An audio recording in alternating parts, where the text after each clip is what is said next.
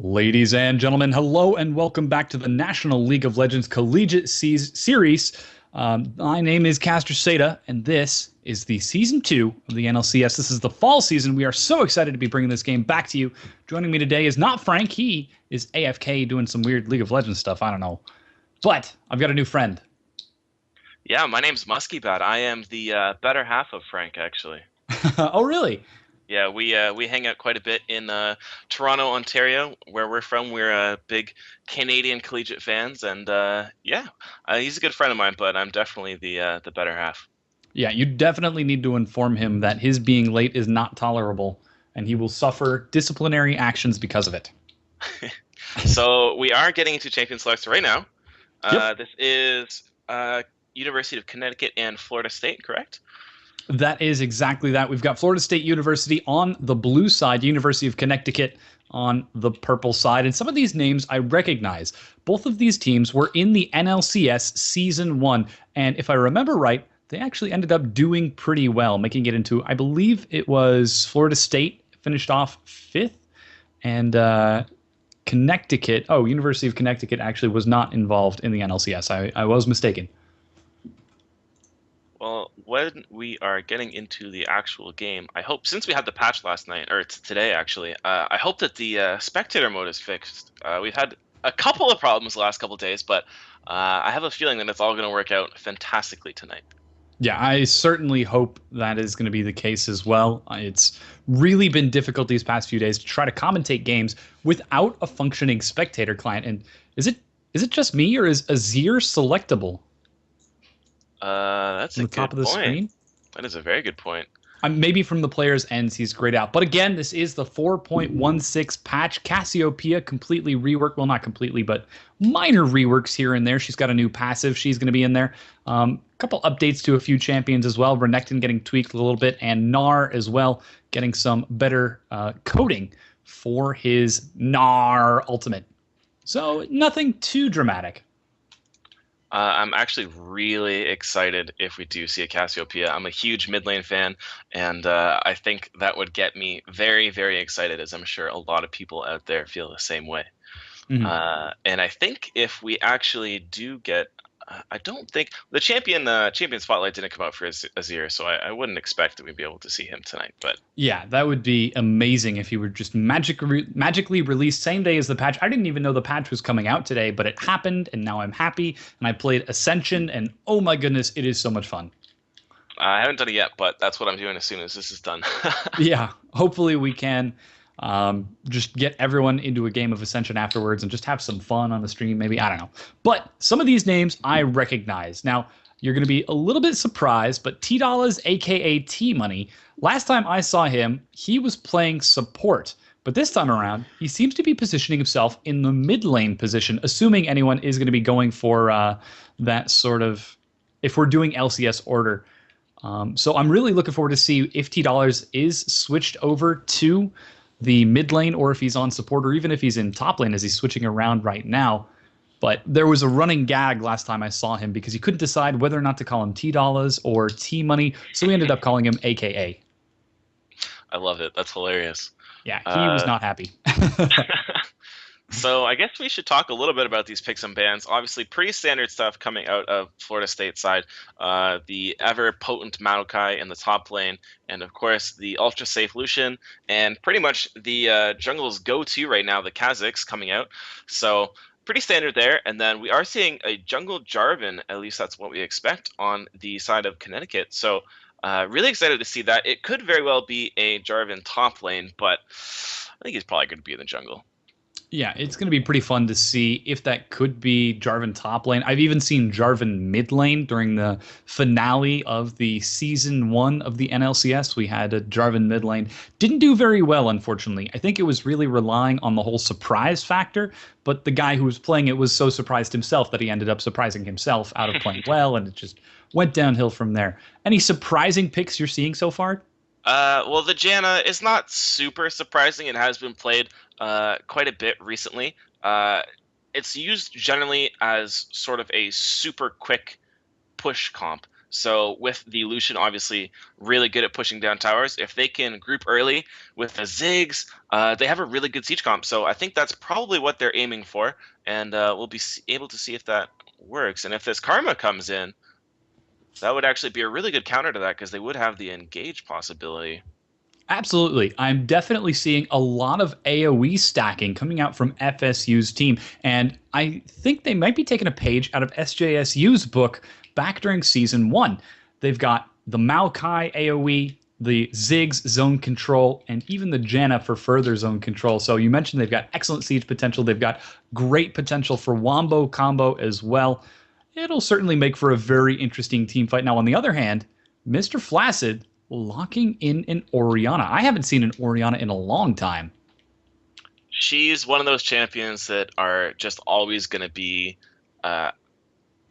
core to the mid lane. She's super safe, can farm super well, is very good with a hyper carry like Kog'Maw, especially partnered with something like a Morgana and a Lulu.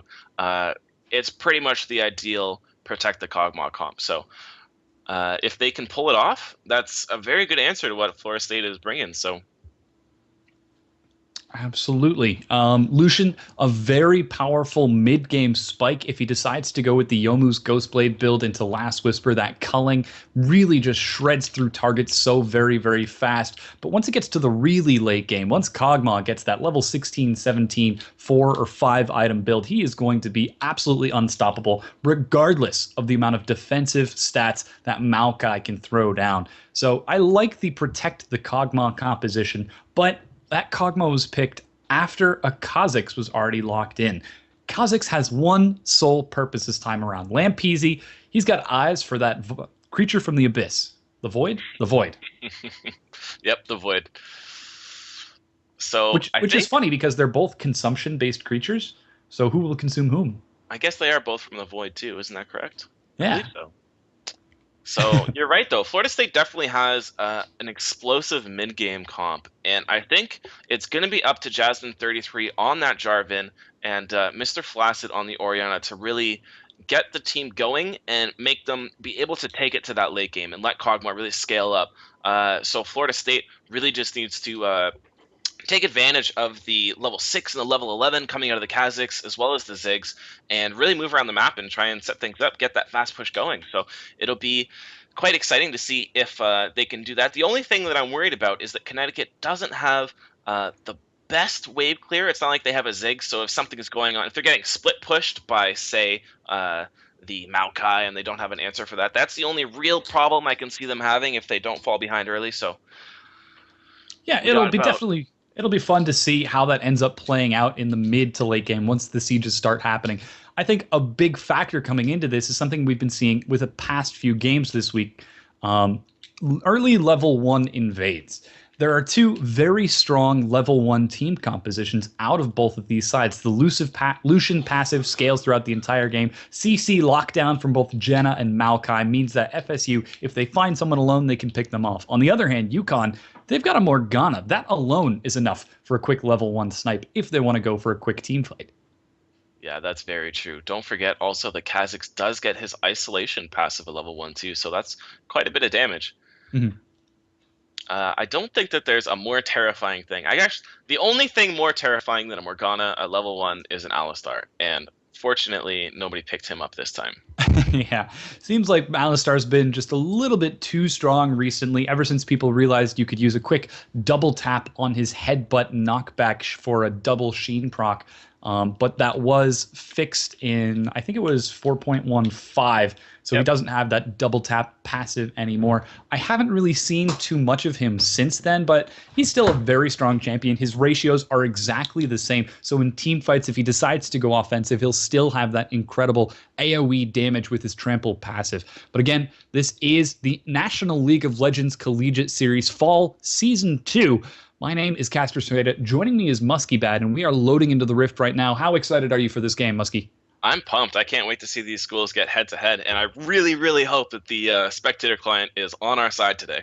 Yeah, I know. Fingers crossed. I mean, the new patch hopefully changed everything up. I realized yesterday that it was different problem sending the packets from the server to the client end. That's why people were getting different information on the different Spectator clients. But Again, Riot really needs to get on top of this. And even if it isn't properly fixed, we'll still try to do our best to keep you wonderful viewers informed. Now, we are loading onto the Rift. Let's take a look at some of these summoner spells coming out from these guys. Well, obviously, we're going to see the teleport coming out of the 2 top laners. That is pretty standard. And then we actually have heal coming out from both carries on the side of, I think that's Connecticut, correct? Yes, that is. Yes, Connecticut purple. And actually the same thing with the 2 carries coming out of Florida State as well. So pretty interesting. They both really just want to play safe, farm up, and move on to that team fight stage. The thing that I'm actually really, really excited is for that new Kha'Zix skin. That looks awesome. I didn't even know that was out. That's crazy. That looks super cool. Riot releasing that right on the Ascension release as well. So that only just came out today. And I have connected to the game, but it shows that I'm at 3 minutes in right now and nobody's moving, which makes me think that the bug has not been fixed. And hey, there it goes. There we go. Now it's functioning. There we go. I spoke too soon. So this patch 4.16 is actually my patch. I like to claim it as because my area code is 416, and I think that Riot's on my side this time. So actually, we see Jarvan starting with the red trinket right away, that sweeping lens. So he definitely wants to be aggressive and take advantage of those early lanes. Yeah, it is so vital early on to have that vision control. That vision control alone is what allows these level 1 invades and ganks to happen. So showing right away that he's going to be starting off with that red trinket means that there's likely going to be a bit of early aggression. And if not an early aggression, then possibly an early invade from Jasmine 33. Jarvan has a lot of burst at level 2. Once he gets the Dragon Slide knockup plus the armor reduction auto attack, he should be able to chunk somebody down, especially if he manages to start red buff first. So we'll have to keep an eye on how Jasmine decides to play out the first few minutes of this match. But again, ladies and gentlemen, welcome back. We're going to see Florida State University take on University of Connecticut, FSU in the blue, UConn in the purple. We're going to have Necro in the top lane, Lampezi going to be taking the jungle, Blightning in the mid lane, Hypoxia and Courage in the bottom on Lucian and Janna respectively. I cannot wait for this game to get started. It seems like the Spectator client is helping us out, so fingers crossed so far. Yeah. I would not be surprised if we do see that late invade attempts coming out of the side of Connecticut. Sorry, it looks like they are posturing around there. They might go for it. They do know that that was warded. They had a ward dropped before they actually saw the blue team drop there, so it is possible. But looks like they're just going to do the standard fight. And both junglers starting on the south side of the map. They're both going to mirror each other, meaning that they both will end up top. So that opens up a lot of aggression possibility for the top and the mid lane right away. So standard blades coming out from both sides, and we're into the game. So no hiccups yet. Good time. Yeah, this is really exciting to see these teams go head to head. I've been a fan of both of these teams for quite a long time, and seeing these guys finally get into the match, it's very exciting. So far, we're not seeing anything too crazy. You did mention that the jungles are going to be mirroring each other. I believe that Kha'Zix is going to have a little bit of an advantage if he can use his isolation bonus properly to clear through his jungle camps just a touch faster. But on the other hand, Jarvan has got the added bonus of extra CC when he decides to go for that quick level 1 or level 3 gank in this case. But already we're starting to see a bit of a disparity in the bottom lane. Can you walk me through what's going on down there? Basically, Lucian just has such a push advantage at level 1, taking that Q early, that piercing light, able to shove the wave and really threaten the Kog'Maw for being able to last hit effectively. So him along with the Janna being able to push the wave are able to secure that early level 2, and although we have a little bit of a freeze, I'm assuming you've got the same thing going on right now. Yeah, I'm frozen on my side as well. Spoke too soon. Spoke too soon. But I'm not sure if we'll be able to get back into the game. What I usually do is I mess around with the okay, I got spectator data unavailable, but usually what I do is I'll just skip around on the slider, and sometimes it hops back in with me, and we're able to keep casting. But I am reconnecting, so we'll get back into the game in a couple minutes. Yeah, I'm doing the same. And I was very excited too. It could have been a great fight coming out, but I guess that didn't happen. Or possibly it did, and we just didn't get to spectate it. Yeah, I'm pretty sure both teleports were used, a couple flashes, summoner spells. We're gonna come back and we're gonna all miss it all. 4 heals, all Yep. 2 ignite exhausts. Dragon got involved. Baron was in there a little bit. Yeah, so I have reconnected. I'm currently at 353. Doesn't seem like anything of major importance has happened. No kills, no turrets, no major objectives. Just a regular old-fashioned laning phase. Yep, and the only real big thing we see going on right now is a little bit of a CS advantage coming out for FSU. Nothing too big, just a couple CS, but that is a good start for them. So early laning power, like we were saying, is on the side of FSU, and they're taking all the right steps to make sure that that's in their advantage. Absolutely. I don't know that we've seen any ganks from Kha'Zix or Jarvan yet. Looks like no summoner spells were burned during the break except for Blightning. Has burned his flash rather recently, so he may have been caught in a shockwave dissonance combo out of Mr. Flaccid. But taking a look at how things are going so far, we've got standard lanes, standard laning phases as everybody's just laning up nice and passively and just playing a regular, safe laning game. Yeah, actually.